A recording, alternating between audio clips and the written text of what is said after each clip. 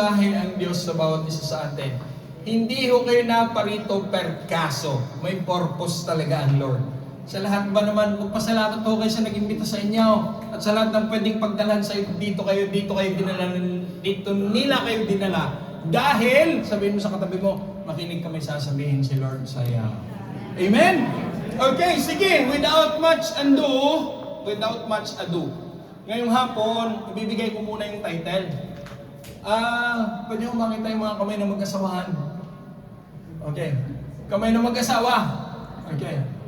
Kasi tatanong ko, gano'n po ba katibay yung ating pagsunod sa ating husband o sa ating wife? How strong is our obedience towards our wife, towards our husband, towards our partner in life? Yan ho ang tanong ko. Okay.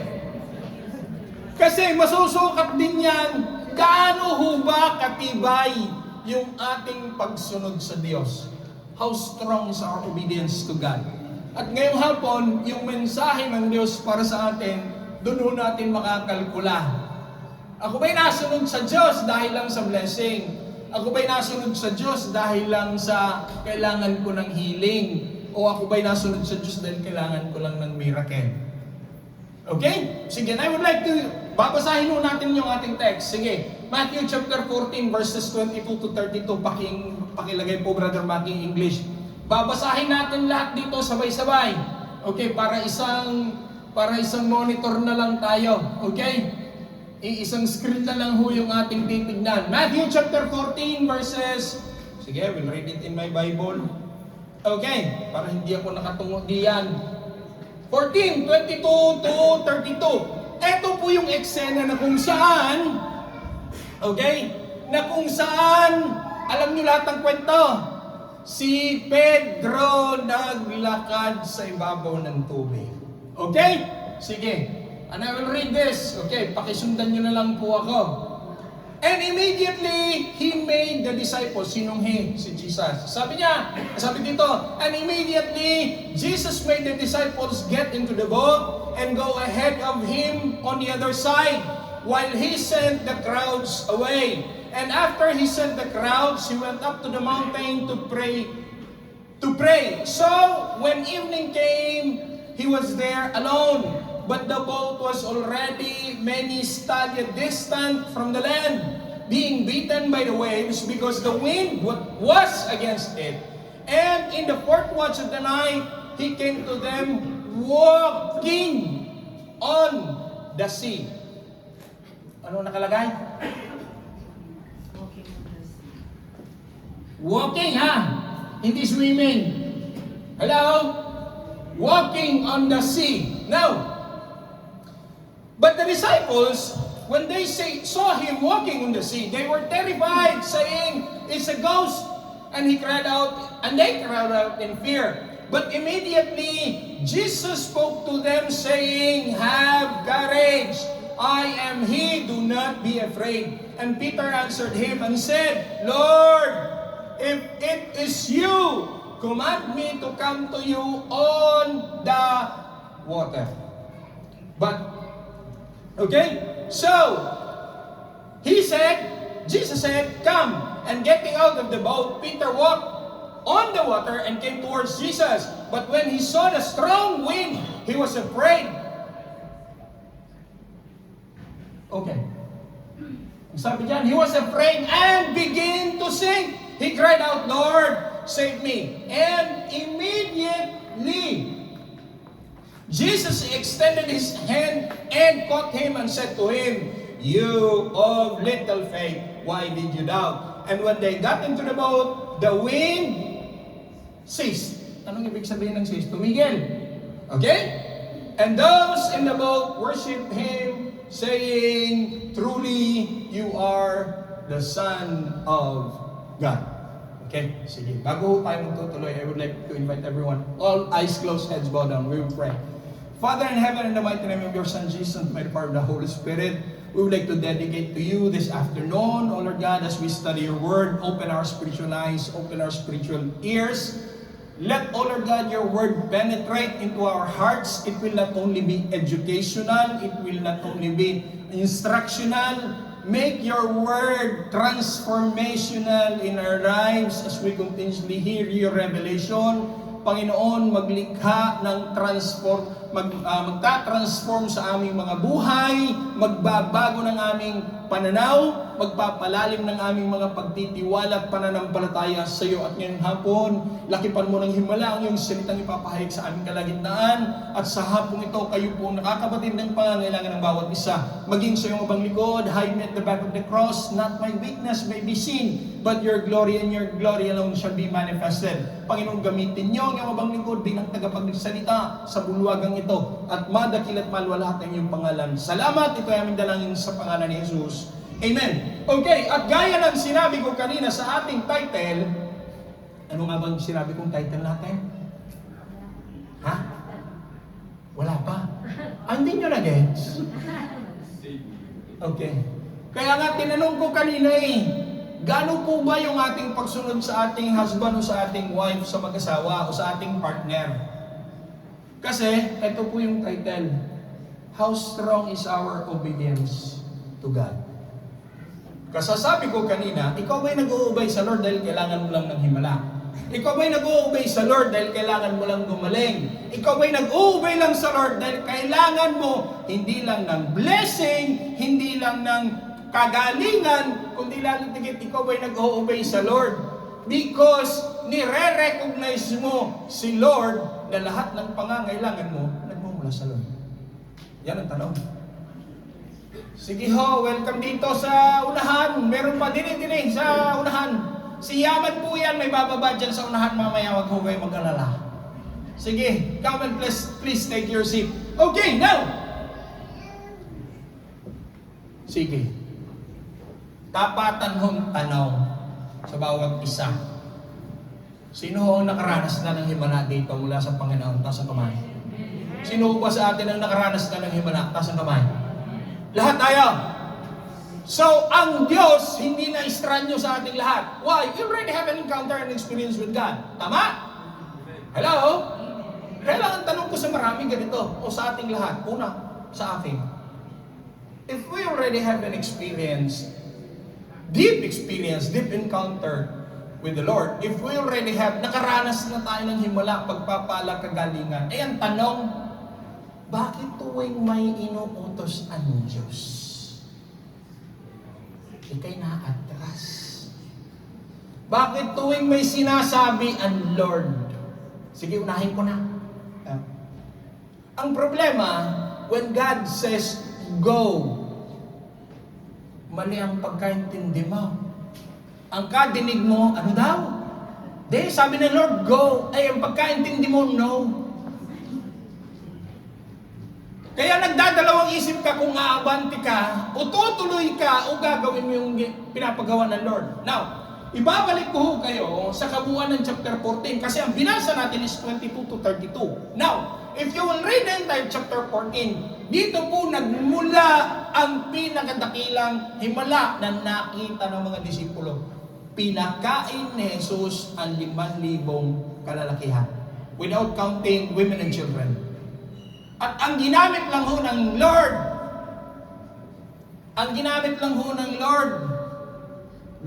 apat na bakala at 2 baget. Hindi naman masulat sa paper. 2 tinapay, 4 na isda na ginamit ng Lord, He feed 4,000 people, without counting women and children. Isa yun sa pinakamalaking himala na na-witness ng mga disciple. Okay? When Jesus was, 5 loaves, baliktad pala ako, sorry. 5 loaves of bread. 5 pandesal at 2 sardinas, pinakain ng Lord. 4,000. So the miracle was big or small? Tanungin ko kayo. Ang himala, malaki, mali? Malaki. Bakit? Nakakain lahat. At ang pinakamatinding miracle dito, hindi lang nakakain lahat, lumabis. Kasi yung mga disipulo ayaw maniwala. Nung sinabi ni Jesus, you feed them. You find ways of feeding them. Reklamo sila. Paano kakain niya? Sabi ni Lord, sige, anong meron? Limang tinapay, 2 isda, tinaas ni Jesus, dumami, nakakain lahat. Para makita sa kanila na pag nagtitiwala ka sa Diyos, may gagawing himala ang Diyos. Alam niyo ang ginawa ni Jesus sa kanila? Pinag-take out sila ni Jesus. Isang bakul kada isa sa kanila. Ano sabi ni Jesus? Ay, huwag itapon yung tiraha, likumin. Ilan ang nag-gather nila? How many baskets? 12. Bakit 12? Kasi sabi ni Jesus, sige, tig-iisa kayo. Kayong mga ayaw maniwala, sige, tig-iisa kayo. Proof yan na kaya kong gumawa ng himala. Now, dito ngayon, di pinauwi na ni Jesus yung mga nakinig. Maghapon na yung pinakain na. Yan ang maganda, ha? Yan ang maganda kay Lord. Nasirang ka na ng Word of God, nakarinig ka na ng mabuting balita, hindi ka lang nakakain spiritual, nakakain ka pa physical. At hindi pa natapos doon, may take out pa. Sharon. Amen. Now, etong tagpo ngayong ito, ang sabi, pakibalik nga Brother Maki kasi isa-isahin natin. Verse 22. Okay. And straightly he constrained, ang sabi sa aking Bible, and immediately he, sinong he? Ano ibig sabihin ng constraint? Pinilit. Okay? Pinursige. To go ahead on the other side. Okay? Tapos, si Jesus ang naiwan. Sabi niya sa mga disipulo, sige, sakay na kayo sa bangka, lipat kayo doon sa kabilang banger. Okay? Kasi nandito sila sa kabilang pampang. Hello? Nandiyan pa kaya? Now, noong naglalayag na yung bangka, kasi ang sinabi dito, 7 stadya sa aking Bible, 7 stadya, which is, ang equivalent noon is 14 kilometers. Hello? Now, noong naglalayag na sila, and he went up to the mountain alone. Now, sinong nakasakay sa bangka? Verse 24. Disipulo lang, tama? Wala, hindi kasama si Jesus. Now, tingnan nyo, alam ba ni Jesus na sasagupa sila ng bagyo? Hindi. Alam. Hello? Alam. Pero bakit in spite of Jesus knowing them that there will be storm, bakit sinabi ni Jesus, and immediately, Jesus constrained them to move on the other side. Alam ng Diyos, sasagupa sila ng bagyo. Pero hindi pinigil ni Jesus. Hello? Kung minsan parang ikaw yan nasunod ka lang naman, marami kontra na. Sinusunod mo lang naman kung anong pinapagawa ng Lord, ang daming kontra. Ang sabi dito, but the boat was already a mile. 1 milya ng malayo na. Ibig sabihin, nasa gitna na sila. And battered by the waves, hinahampas ng binabayo ng alon.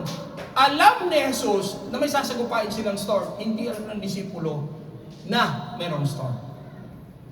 Ang problema, nasa gitna na sila. Ito ang mahirap kuminsan sa buhay. Buhay pananampalataya. Madali ang magtiwala kung nag-uumpisa ka pa lang. Lord, talaga, yung himala kailangan ko. Lord, yung healing kailangan. Nag-uumpisa pa lang At mas lalong madaling magtiwala kung patapos na yung iyong pinapanalangin. Hello?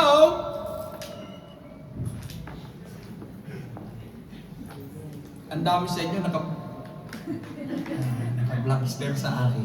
Okay. Madaling magtiwala kapag ikay nag-uumpisa pa lang dahil kailangan mo. Tama?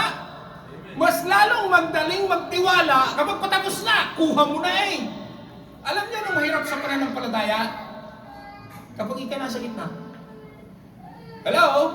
Alam niyo kung bakit? Kasi ganito ang mentality. Nang hihinayang kang bumalik, dahil nakapag-umpisa ka na. Pronto. At nag-aalangan ka rin, itutuloy ko ba o hindi? Kaya po minsan sa ating paglalakad sa buhay pananampalataya, it's far more difficult when you're in the middle of the testing. Mag-iisip ka, atras ba ako? Pero sayang yung pinag-umpisahan ko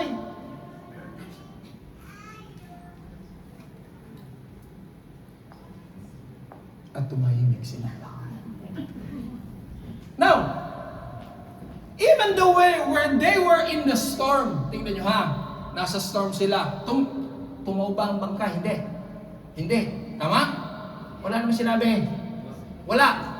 Okay. So nangangahulugan, nalampasan nila yung, ang sabi, battered by the waves because the wind was against them. Naglalayag sila, ang alon at ang hangin kontra. Yan yung sinasabi ko kanina. Habang naglalayag ka sa buhay, bakit nga ba ang dami mong haters? Tapos, tingnan nyo, ganito ha. It's painful but it's true.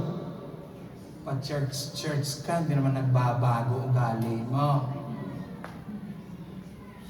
Ikaw ang tahimik nilang lahat. Linggo-linggo ka, busy ka. Nasaan ka? Nasa church. Hindi naman nagbabago ang ugali. Kaya lagi ko sinasabi yan nilikha ka ng Diyos, may purpose ang Diyos sa buhay mo. Hayaan mo na habang nabubuhay ka, magaganap at mangyayari ang purpose ng Diyos sa buhay mo. Hindi ka nilikha ng Diyos para maging marites at para maging marisol. You are not planned and designed by God for that. Because your life has a specific purpose. O di ngayon, sunod, Brother Maki, 25. Tingnan nyo, the boat was already mine. Okay. And around them, 3 o'clock in the morning, anong tawag doon? Magbubukang liwayway. Okay? Tapos tingnan nyo, he came towards them, walking.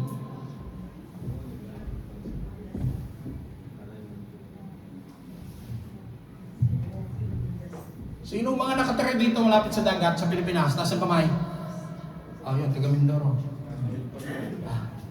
Sino mga nakatira malapit sa Baybay dito? Nakakita na ba kayo ng taong naglalakad sa tubig? Wala. Ganito.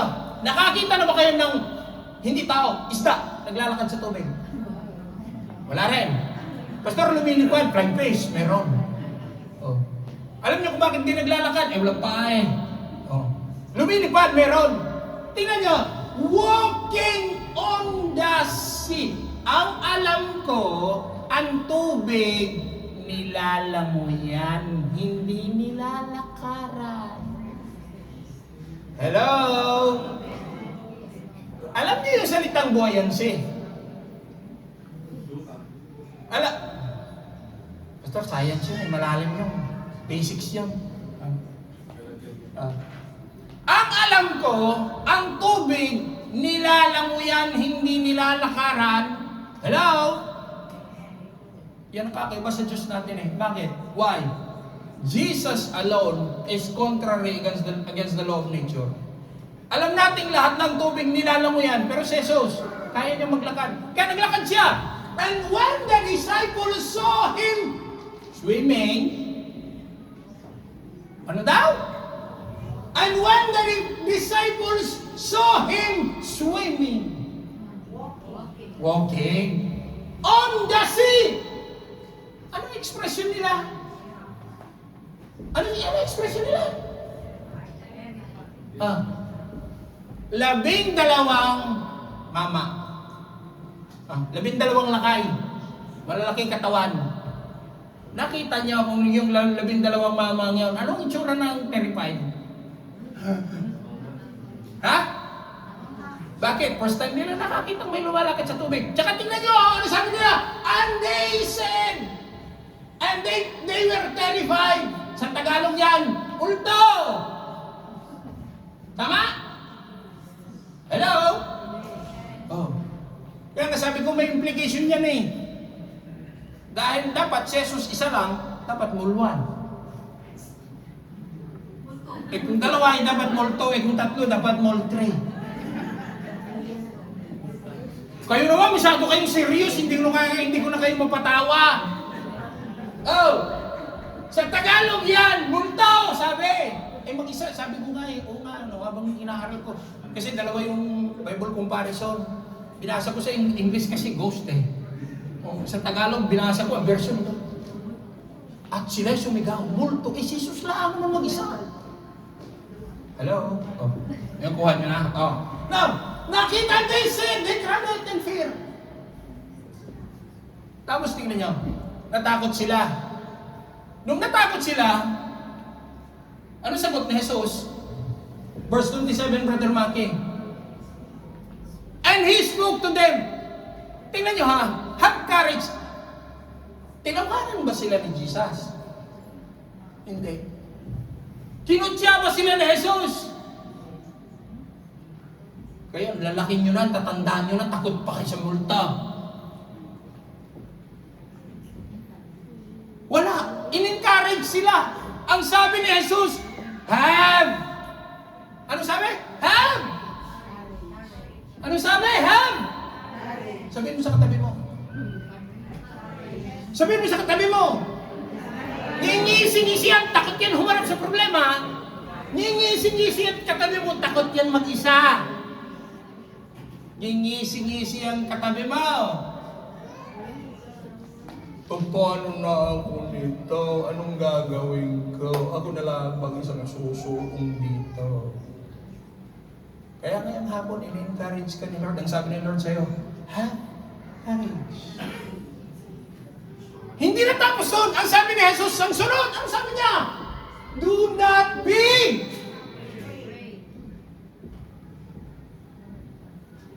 Anong Tagalog sa do not be afraid? What? Ano daw? Wag ma? Bakit kaya sila natakot? Eh, Jesus naman yun. Oh. Kasi una, nasa tubig sila, nasa dagat. May naglalakad. Akala nga nila multo. Nandun yung fear. Pero ang sabi na Jesus sa kanila, have courage. Do not be afraid. Kaya ngayong hapong ito, simple sinasabi ng Lord sa iyo, huwag ka matakot. Sa harap ng malalaking problema, sa harap ng frustrations in life, do not be afraid. Let us face life square and fair. Bakit? May Diyos tayo. Hello? Now, ang sunod ng sabi, tingnan nyo, ang hindi ko maintindihan, bakit ba naman itong verse 28? May kilala kayo na kahit hindi tinatanong kung saan na lang sumasabat sa usapan? May kilala kayong ganyan? Hindi naman tinatanong sabat ng sabat. Hindi naman siya yung pinag-uusapan yung bang dugtong ng dugtong. Si Jesus nagsabi, do not be afraid. Sabi, have courage, do not be afraid. Biglang sumabat si Pedro, Lord, if it is you. Ulan na lang ang sagutin ni Jesus. Bakit Pedro, may nakita ka bang ibang tao naglalakad sa tubig bukod sa akin? Alam niyo kung minsan tayo sa buhay natin pananampalataya, ganyan. Si Lord na lang yung nagsasalita sa atin. Gusto pa natin, Lord, ikaw ba talaga yan? Lord, may 2x2 ay hindi ka ba? Gusto kong malaman, ikaw talaga yan, naniniguro lang, Lord. Ay sabi dito, Lord, if it is you. Bakit? May iba pang taong pwede lumakad sa tubig? Wala. Si Jesus lang. Ang nagtanong si Pedro nakita ni Pedro, nagmultiply ang Diyos ng 5 tinapay, 2 isda. So ang possibility na gagawa uli ang himala si Jesus, nandoon. Pero alam niyo, inanalyze ko rin kung bakit nagtanong si Pedro. Kasi unique sa paningin nilang lahat. First time nilang nakita si Jesus, naglakad sa ibabaw ng tubig. And Peter said, Lord, if it is you, command me to come to you on the water. Lord, kung ikaw talaga yan. Tagalog tin-translate ko lang. Lord, kung ikaw talaga yan, paparyanin mo ko.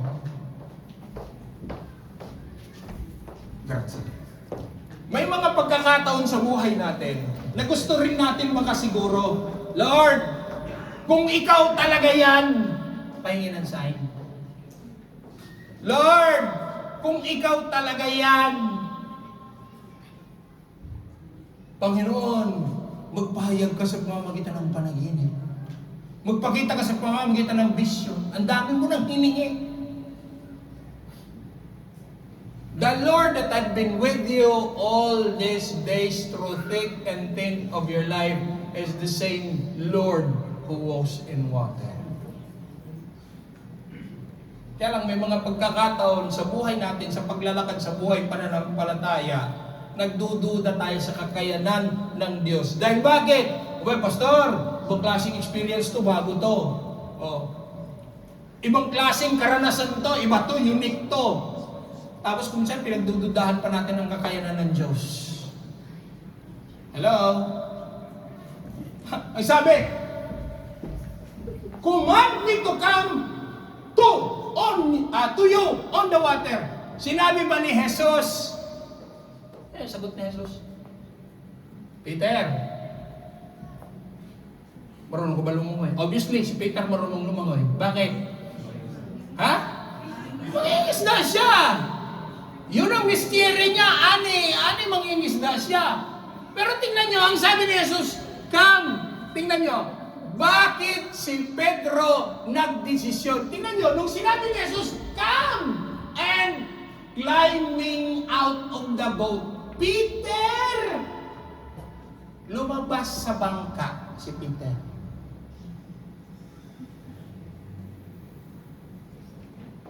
Bakit malakas ang loob ni Peter na lumabas sa bangka nung sinabi ni Jesus, come? Sige nga, tanong. Ha?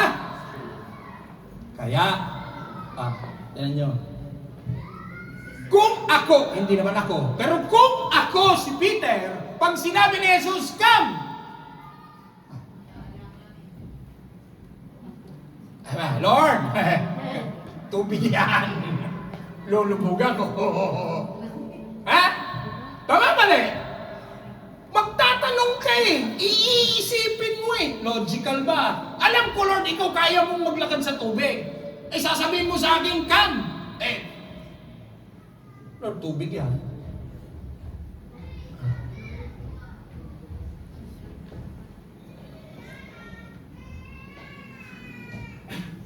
Lakas ang loob ni Pedro. Bakit? Alam niyo kung ba ako nasasagot? Alam niyo kung bakit? Kilala ni Pedro yung tumawag. Ikaw rin kilala mo eh. Alam mo ang Diyos ang nagsabi sa'yo, magpatawad ka. Alam mo ang Diyos ang nagsabi sa'yo, maglingkod ka. Alam mo ang Diyos ang nagsabi sa'yo, paggamit mong buhay mo. Kaya lang kung minsan, ina-analyze pa natin. Lord, paano kung mali? Lord, paano kung hindi dapat? Teka sandali, matanong ko nga kayo, mayroon bang uncertainty sa kamay ng Diyos? Hindi. Meron bang salitang perkaso sa salita ng Diyos? Meron bang salitang coincidence sa salita ng Diyos? Wala. Kaya tingnan nyo, Peter started walking on the water. Kaya kung nasaan si Jesus, doon din naglakad si Peter. Hello? Kasi ang gusto ng Diyos, marating mo yung pagbabalang hinanda ng Diyos para sa iyo. Marami sa atin, we pray for the impossibility, pero kapag niyayaya ka na ng Diyos sa mga discomfort na mga lugar, ayaw mo rin eh. Sinasabi mo sa Lord, Lord, ang cancer na to, in Jesus' name, ang sakit na to, in Jesus' name. Oh, that's a very, very strong, powerful prayer. Grabing declaration yan. Pananampalataya mo yun, salamat sa Lord. Pero bakit pag sinabi ng Lord, maglingkod ka?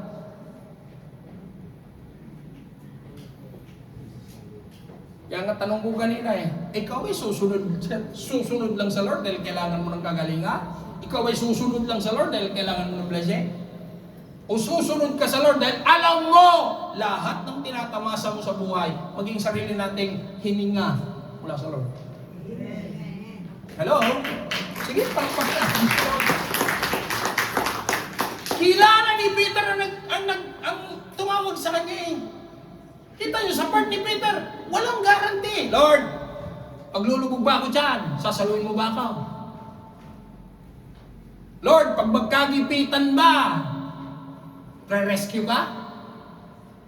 Tingnan niyo ha. Hindi kailanman iaalaw ng Lord na sa buhay natin, dadalhin tayo ng Lord sa isang lugar. Tatawagin ka ng Lord. Papupuntahin ka sa isang lugar. Tapos basta ka na lang iwanan ng Lord. God is not like that. Because we have a God that will never abandon you. Sikuhin mo yung katabi mo. Narinig mo yon.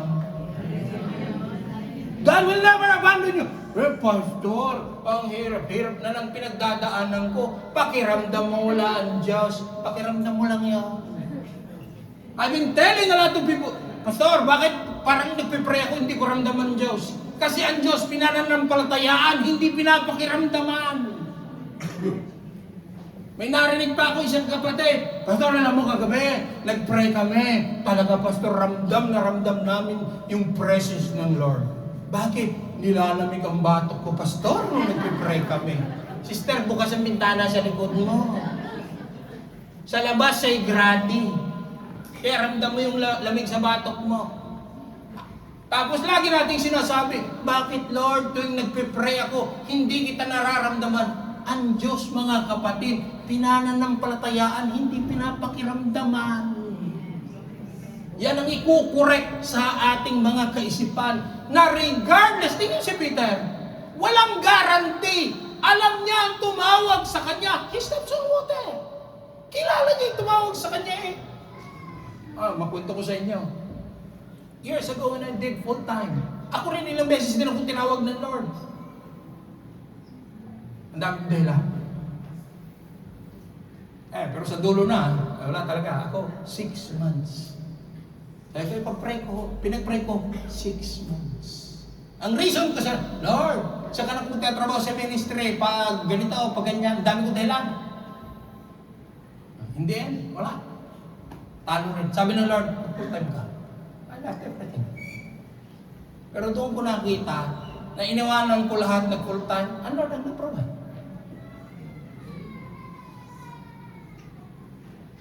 At that time, yung aming bunso, buntis ang aking misis sa aming bunso, wala akong trabaho.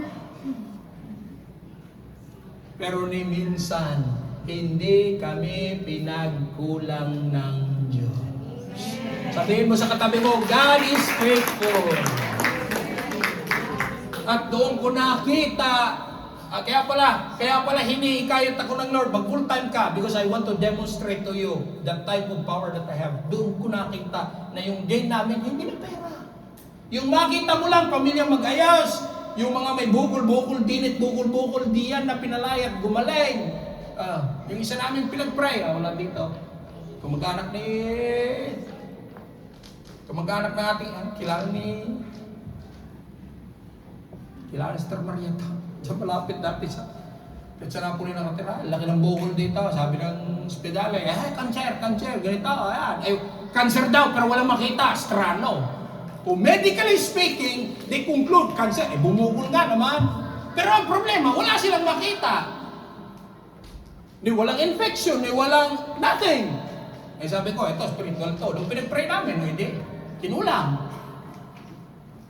Balahibo lang ng itik ang nilagay. Yung tao po, pero hindi makakain, hindi makakilos. Lobo dito, lobo dito. Pero I witness the power of God. Isa sa pinakamatinding encounter namin, nakapangyarihan ng Diyos. Nandiyan si Pastora, dito, lapit sa Librasya, pinag-pray namin. Buses talaga yun. Lumuta!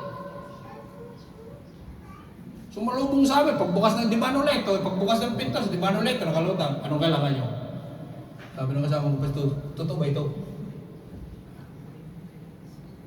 Because what? May laman. Because if God is true, demons are true too. Kaya pili kung saan side tayo kakampi.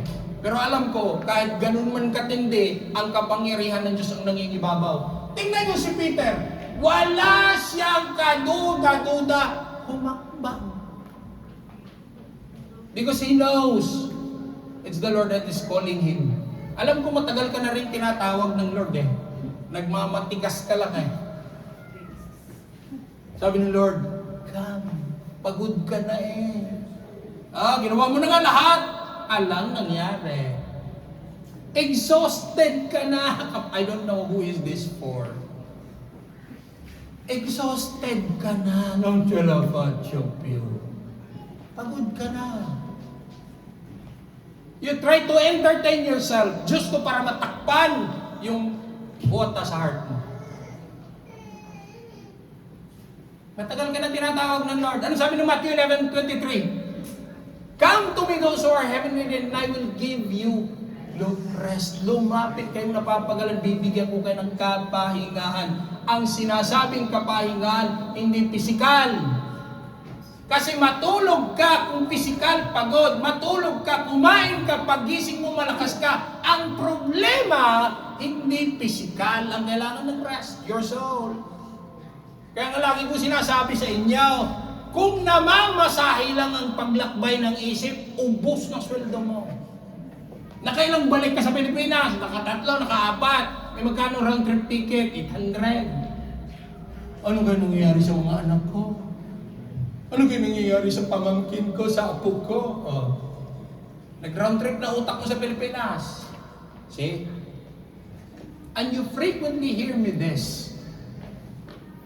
Lagi na narinig sa akin to. Lagi ko sinasabi, masaya ka, dami pagkain sa bahay niya.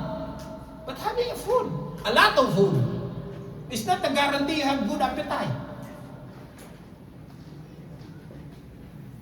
Having a lot of investment is not a guarantee. Having a good bed is not a guarantee of having a good sleep. Ngayong summer, magbabakasyon ako sa Pilipinas. Having a good vacation is not a guarantee of a good rest. Because ang tunay na rest sa kamay ng Diyos. Hello? Kaya tingnan niyo si Peter, naglakas loob siyang humakbang palabas sa bangka. Tapos, ano nangyari kay Peter? Sandali, naglakad muna siya. Ang bilis nyo naman, inunahan nyo. Climbing out of the boat, Peter started walking on the water. Naranasan niyang maglakad. Nangangahulugan Himalayan. Kung babasahin niyo Biblia, bukod tangi sa 12 disipulo, si Pedro lang nakapaglakad sa tubig. Himalayan. So nangangahulugan, one way or another, Peter tasted the miracle. Kung hindi, nakaranas ka rin ng Himalaya.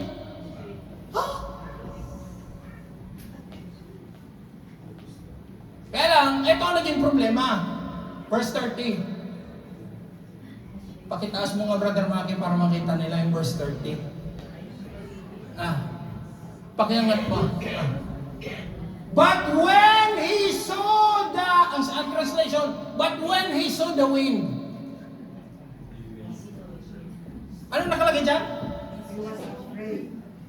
But when he saw the strength of the wind. He saw the wind? He saw the wind? Sino nakakita ng wind dito? Taas ang kamay.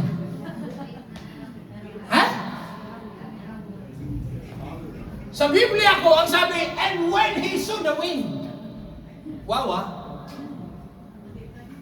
Sino nakakita ng wind dito? Wala. Ang effects ng wind ang nakikita mo. Nararamdaman mo. Nakikita mong nandun ang effects ng wind. Dahil bakit? Ang albero gumagalaw. Hello? Ang halaman gumagalaw. Ang mga dahon natatangay. Effects ng wind. Yan. And when he saw the effects of the wind, tingnan niya. Basa, 1, 2, 3. Alam natin ang sunod na kwento. Lumubog siya, tama? Tanong. Bakit lumubog si Pedro?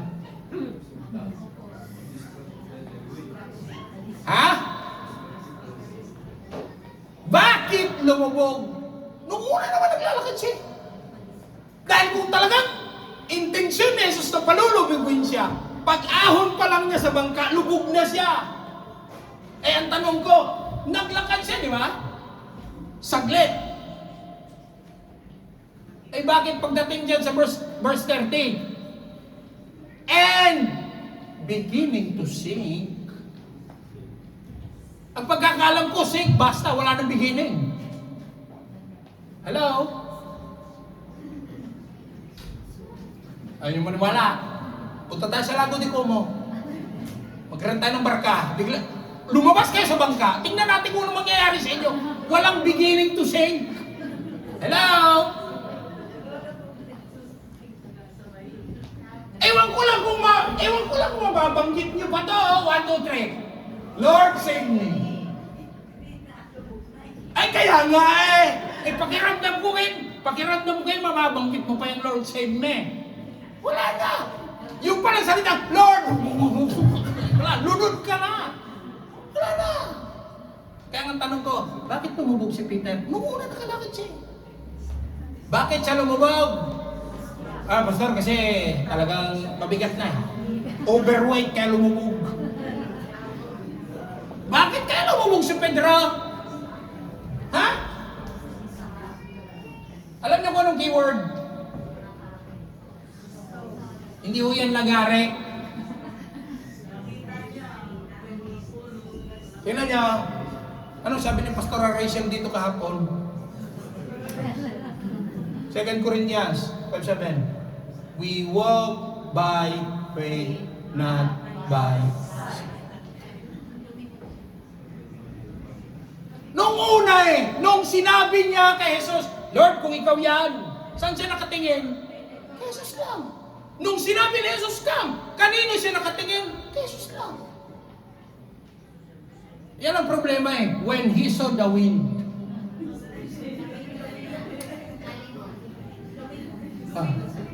Ibig sabihin mo sa katabi mo, huwag ka magpapadistract. Ayan. When you started to get distracted, lulubog ka talaga sa buhay. Yun bang, alam nyo, nakakapagod sa buhay? Yun bang sisikapin mong mamuhay ayon sa impresyon ng ibang tao para sa iyo? Kahit wala ka ng pera dahil sinabi ng mga tao, mayaman yan. Awanti kwartang na ibusin.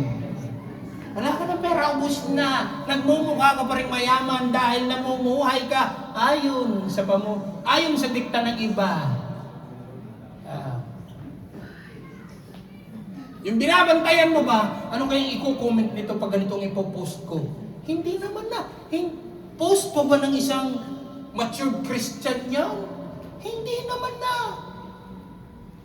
Yung pinopost mo, nakakasira na ng kredibilidad mo bilang anak ng Diyos, bilang Kristyano, ipopost mo. Kasiraan mo na yun, ipopost mo. Dahil bakit? Ito sigurado to. 2,000 likes to. Ang nakisa sa'yo, dahil nilabas mo ang galit mo, yung mga nakisa, yung mga galit din. At least nalaman mo, marami pala kaming galit. Bakit lumubog si Pedro? Ang keyword was so. Nakita niya. Dati sa buhay pananampalataya, kay Jesus ka lang naman nakatingin ganito. Diretsoy na natin. Sa paglilingkod mo sa ministry, dati, kahit malamig, kahit maulan, pupunta ko sa church, maglilingkod ako, ipapagamit kong buhay ko. Nakatitig ka kay Jesus. Nakaranas ka ng Himalay. And when you saw, ayan, nakita mo na ang mga muleta. Ayan, nakita mo na ngayon yung mga kasama mo sa ministry. Ito pala itong mga ito, hindi din pala perfect. Dahil ikaw lang ang perfect Tapos sabi mo, etong mga ito napaka-immature dahil ikaw lang ang mature Di ba? Hindi mo alam, sa totoo lang, yung wind. Di ba kanina nung sumakay, yung binasa natin, nung sumakay sila sa bangka, may wind na Hello? Di ba? Bago pa naglakad si Jesus sa tubig, nung nakasakay sila sa bangka, may hangin na. Malakas na ang alon. Eh bakit si Pedro? Oh. Sige, tapatan.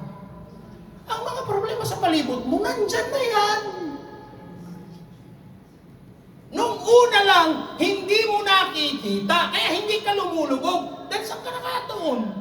Alam ko may gagawin ni mula si Lord dito. Alam ko magpo-provide ng Lord. Nakatutok ka sa provision ng Lord. Nakatutok ka sa kalakihan ng Diyos. Nung nag-umpisa ka ng tumingin, wanan. Wala, patay na. Tatanungin ko kayo, ano nakikita nyo? Daliri. Tama? Ano nakikita nyo? Kamao. Anong mas higit nyo nakikita? Daliri o kamao? Ha? Kamao. Pero nasaan ang daliri ko? Nasa harap ng kamao. Tama? Ano nakikita nyo? Kamao. Alam niyo ba ang daliri ko yung nasa likod ng kamao? Hindi mo namin kita. Ang concept bilang mananampalataya, ito ang problema mo. Ito ang Diyos mo. Ano gagawin mo? Ganyan. No. Ganyan. Ang problema, kapatid, nandyan na yan. Sinisiraan ako. Matagal ka nang sinisiraan. Sinichismis ako. Matagal ka na lang sinichismis. Hindi mo lang pinapansin. Alam mo namang hindi totoo. At bigla silang tumahimik lang. Tama! Nung una, hindi mo lang malay ko sa mga, wala akong pakialam niya. Ako mag-uubos ng oras kung ano yung sinasabi nila para sa akin. And mind you, pakinggan mo sila. They will never give you a cup of rice para sa akin pag nauusan ka ng bigas. Naniwala ka sinasabi ka. Problema nandyan na. Paninira sa'yo nandyan na. Matagal ka ng chinichismis. Kaya lang, hindi ka nakaburido, hindi ka nagagalit, hindi ka nakapokus doon eh. Hello? Siraan nyo na ako ng siraan. Ako na may maayos. Nung nag-umpisa kang makinig sa kanila, nung umpisahan mong pansinin kung anong sinasabi nila, patay kang bata ka. Lubog. Begin to... Sabi ko nga, bakit may begin to sink? Ang pagkakalam ko, sink eh, walang begin. Ano yun? Pastor, slow motion. Walang ganon. Pag umapak ka, lumabas ka sa bangkat, umapak ka sa tubig, brok. Sink agad, wala nang begin to sink pa dyan.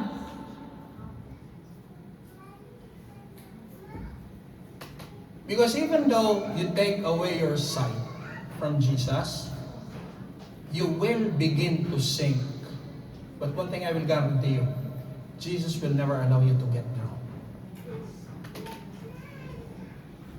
Kahit na iniwalay mo yung titig mo sa Diyos, lulubog ka, pero sinisiguro ko sa iyong hindi ka hahayaan ng Diyos na lumubog ng tuluyan sa tubig. That's how good our God is. Hindi ka hahayaan ng Diyos na tuluyang matabunan ng problema mo dahil gustong i-manifest ng Diyos sa gitna ng problema mo ang kapangyarihan ng Diyos sa buhay. Hello? Tingnan niyo, anong sabi ni Pedro? And beginning to sink, he cried out, Lord, save me. Yung parang ikaw na nagpe-pray, bigat ka na hirap ka na, wala ka na ibang masabi. Dalawa nila ang prayer mo. Dati nung malakas-lakas ba, Lord, in Jesus' name, Lord, may paiyak-iyak pa eh. Isang araw, 2 araw, 1 linggo, 1 buwan, wala pa rin sagot. Lord, wala na. Isa na lang, taas na lang yung kamay. Lord!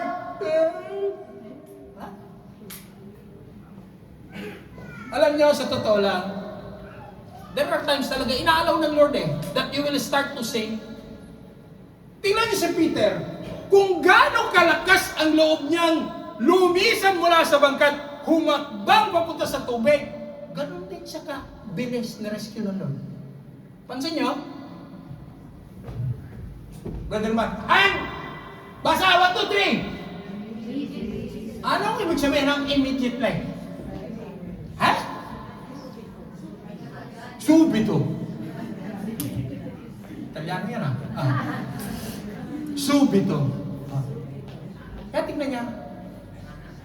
Hindi sinabi ni Lord kay Peter, Peter, naniniwala ka ba? Ha? Peter, hindi sinabi. I have to make the story up para ma-enrich ang inyong isip. Hindi sinabi ni Peter, di ba marunong ka lumangoy? Ay, hindi sinabi ni Jesus kay Peter, di ba marunong ka lumangoy? Fisherman ka eh. Oh, hindi sinabi ni Jesus, hala Peter, langoy.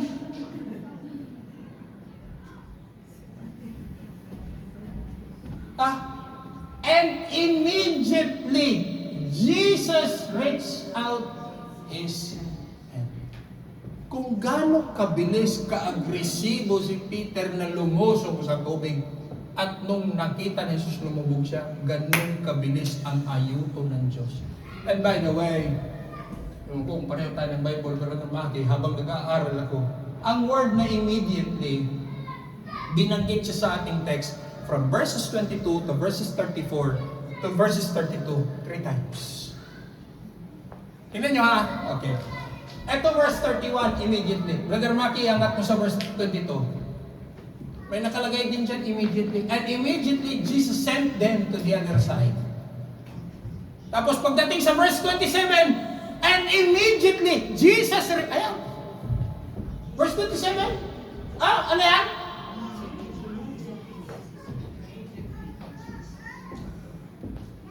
Kaya ang tulong ng Diyos hindi katulad mo.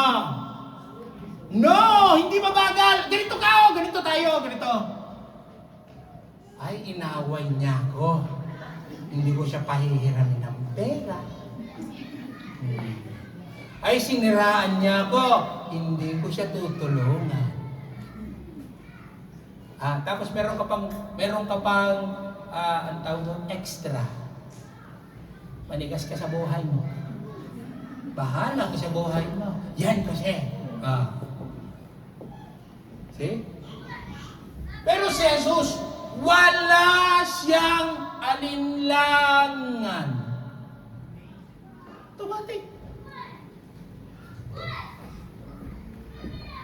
Ang sabi niya? Basa, 1, 2, 3. Basa, 1, 2, 3.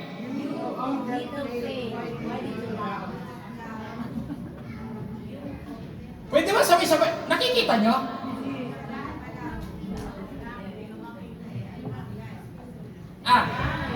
Yan!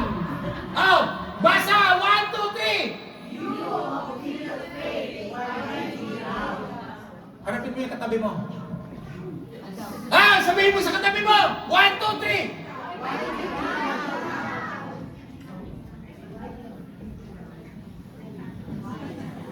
Sa Diyos ka na rin lang tumawag, nagduda ka pa. Hello? Sa Diyos ka na rin lang, nanalangin, nagduda ka pa. Yan kasi kung minsan ang problema sa atin pray ka na pray. Lord, sana Lord. May sana ba sa Lord? Naalala ko yung pastor, pastor, nanalangin.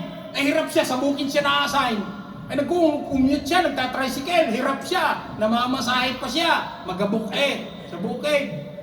Sabi niya, Lord, nakita niyo naman ang aking misyon, ako'y nagpapastor sa bundok.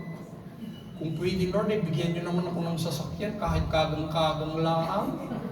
Kahit owner man laang na kagang-kagang, Lord. Di sinagot siya ng Lord. Anong tingin mo sa akin, anak, talyen?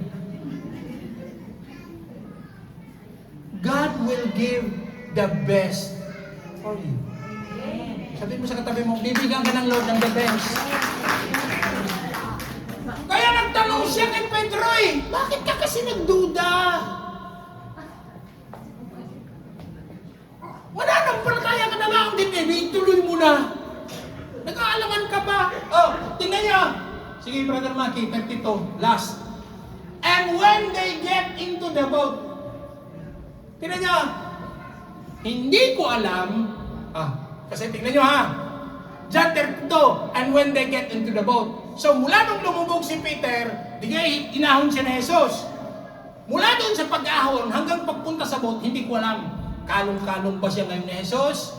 Buhat-buhat ba siya ni Jesus? Inakbayan ba siya? Hindi ko alam. Kasi hindi sinabi sa Biblia. Pero, and when they got into the boat, bakit noong nakasampa na sila sa bangka, saka tumigil ang... Bakit kaya? Tanong. Ha? Sabihin mo sa katabi mo, tapos na ang testing mo. Sabihin mo! Wala nang hangin! Natagumpayan mo na eh! Hello! You already overcome the testing! Nakita mo na ang pagkilos ng Diyos sa buhay mo! Humpa na ang hangin! Nalbasin!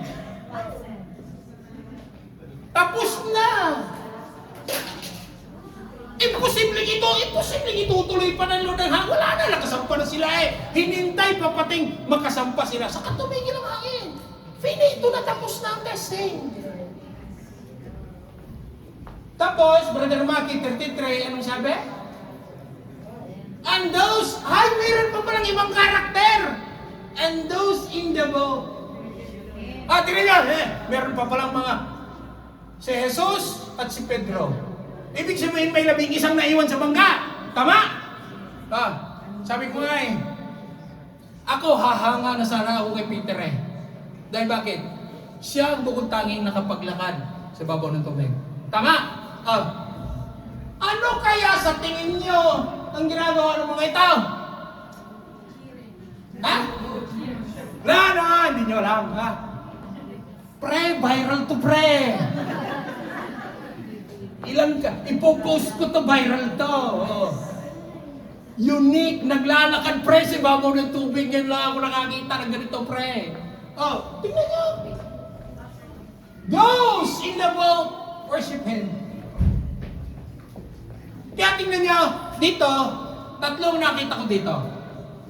Tatlong letter S. Peter, step out. Tama? Nandiyan pa ba kayo? Gutom na kayo? Hindi rin. Sige, pumalakpak ang mga inaantok. First, tingnan nyo si Peter. S. Peter step out of the boat. Tama? And then, after Peter step out of the boat, ano nangyari kay Peter? He walked temporarily in water. And Peter, anong sunod na letter S? Sink. Tama? But in the end, Peter was saved. Sa buhay natin, yung tatlong letter S, indispensable yan. There are moments in life you will really sink. You will step out of your comfort zone, you will sink. For as long as you step out of your comfort zone, you'll start sinking. But the good news is this. Lumabas ka sa comfort zone mo, you step out of your comfort zone, you start sinking. But you will be eventually saved. Ang tanong, bakit tinayaan ni Jesus na lumubog si Peter? Sige. Kasi kung natatawa din ako habang inaaral ko. Gagawin ko ng version ko, pakinggan nyo ako, tingnan nyo ako ha. Dito natin isasara. Kung yung verse 32, kung hindi si Peter lumubog, yung verse 32, hindi yan kanya. Sama mo yung 33, Brother Maki. Kung si Peter hindi lumubog sa tubig,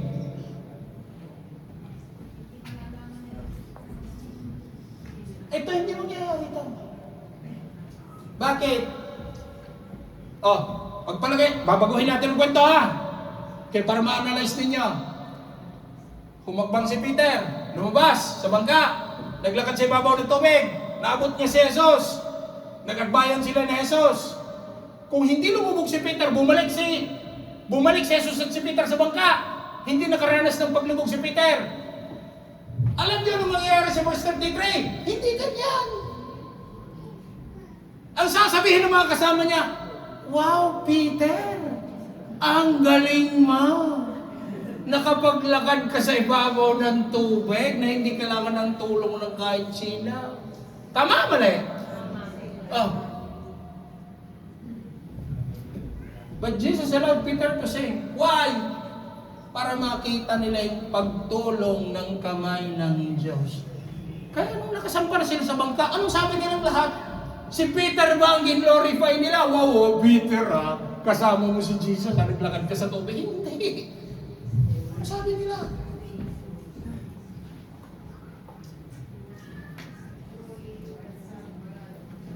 Tunay, ikaw ang Diyos. Kaya sa buhay nating lahat, hinahayaan talaga ng Diyos na lulubog ka. Minsan sa negosyo mo, lulubog minsan ang iyong relationship, minsan lulubog ang iyong paglilingkod. Bakit?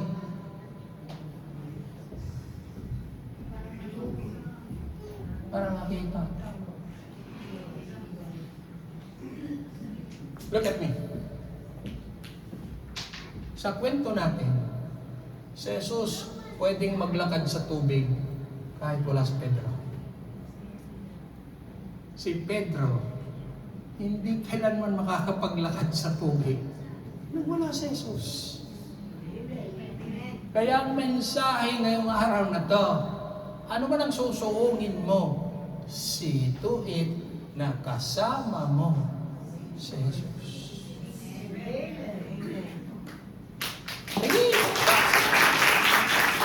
We are not talking about the maturity of your faith. We're not talking about the degree of your obedience. We are talking about the manifested power of God in the life of Peter. Kung hindi lumubog si Peter, hindi niya matitikman at mararanasan ang saving power ng Diyos. Uulitin ko, hinahayaan ng Diyos, babagsak, lulubog ang negosyo mo. Hinahayaan ng Diyos, lulubog, sink ang relationship mo. Hinahayaan ng Diyos, maging ang paglilingkod mo, magkakakrisi talaga yan. Maging buhay pananampalataya mo, magkakakrisi talaga yan. Wala naman perfect dito eh. Si Jesus lang naman ang perfect. But in those moments of sinking, then you will see and experience the hands of God. Ako, for the last 26 years of serving in the ministry, and by the way, tahasa ko nang sasabihin sa inyong lahat, Sister Suzette had been with us, with me sa ministry, kami magkasama for the last 18 years.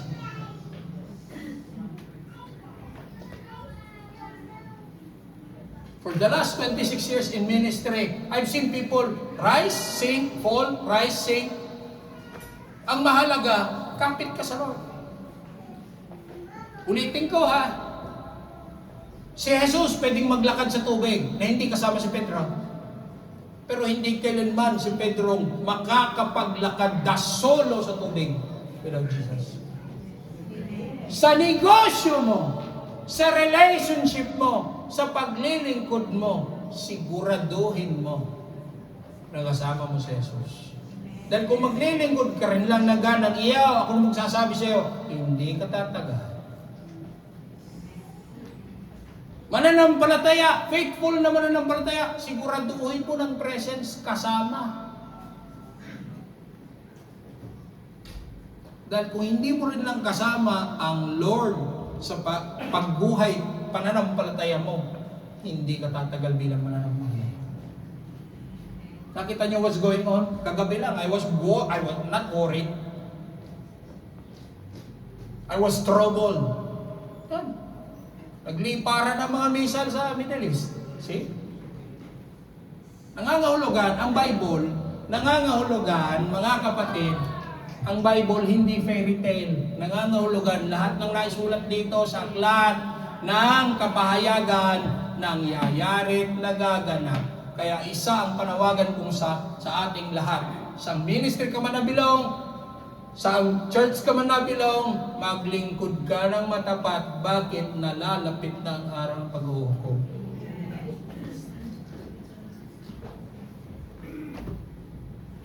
And to close, I would like to close with it. Bakit pakilagay yung aking slide?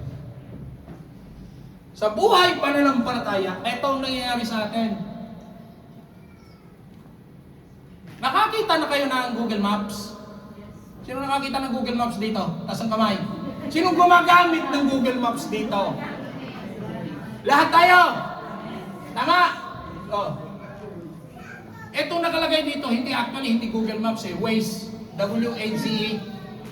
Sino nakaranas gumamit ng Waze? Sa Pilipinas yung pastor dito. Nakita niyo na to? Sino nakagamit na dito? Okay, sa Pilipinas to, up sa Pilipinas. Diba? Sige, ayaw nyo na Waze, sige Google Maps. Pag nilalagay nyo sa Google Maps, yung point of arrival, di ba nakalagay, ilang minuto ka bago makarating? Tama? The next 100 meters, turn left. Then go straight ahead for 1 kilometer. Yung mga nagdadrive.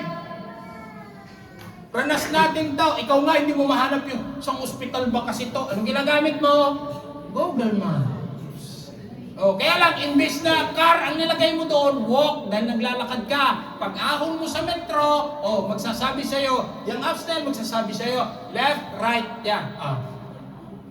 Sige, tumtum. Tumtum daw, tumtum. Sa aming tumtum. Bisaya man yun, itumtum. Ang mga apps na yan, they give you estimated time of the arrival. Tama? Ilang curves, ilang left turn, ilang right turn, ilang kilometer. Tama? Imbes ito, tignan nyo. Si Brother Matthew pakilagay. Ano to? Ano to? Ha? Hindi. Kompas! Napakalayo ang kompas sa Waze.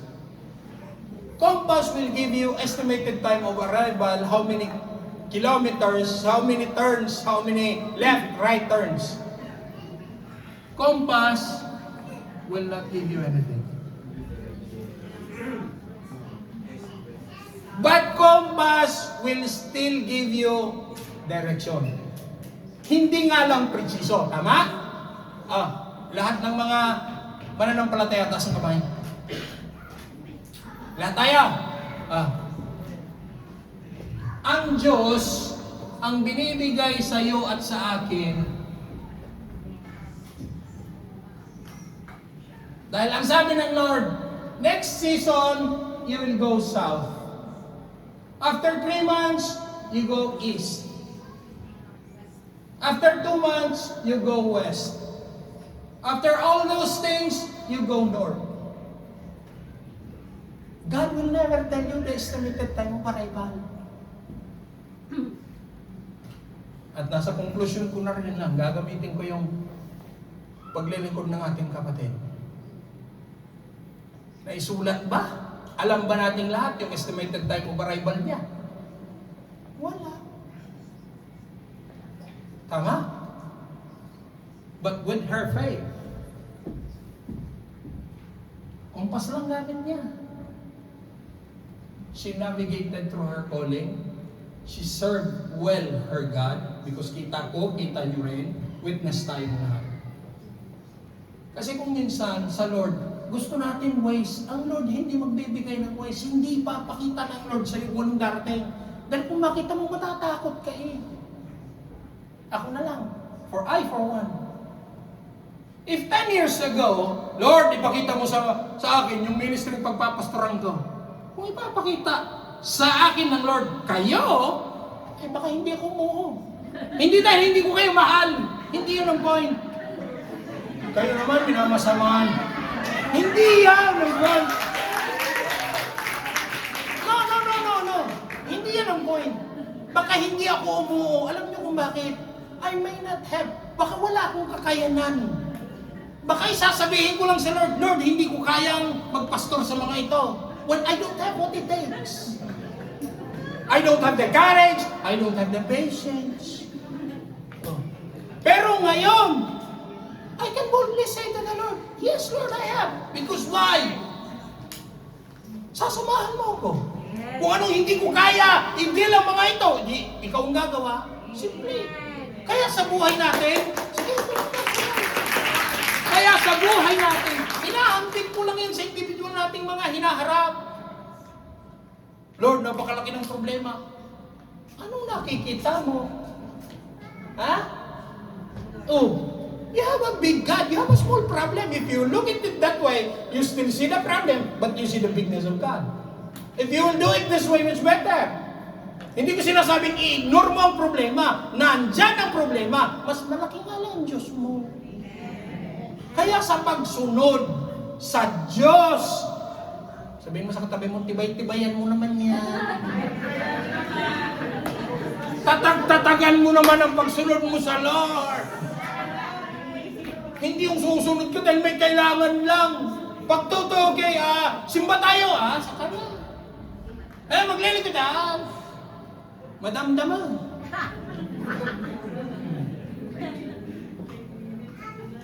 Maglilikod tayo, puta, dumani, dumani. Wala. Pag kinuha ka na ng Lord, finito. Tapos na. See? Tapos magde-negotiate ka sa langit, Lord, ibalik mo ako sa lupa, gusto ko pa maglingkod. Sabi ng Lord, wala. Tapos contract expired.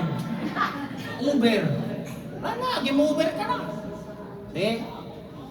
Kaya sa buhay pananampalataya, hindi mo hawak ang buhay mo. But one must be certain in our hands.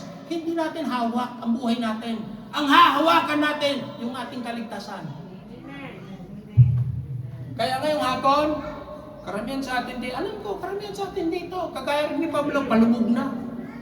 Kagaya rin ni Pedro, palubog na. Problema, negosyo, relationship, pastor, itong anak ko, ganito, finances. But God is encouraging all of us here, and God is challenging all of us here. Sabi ng Lord, have courage, it is I. Amen. Kaya pwedeng anyayahan ng lahat. Can we all stand?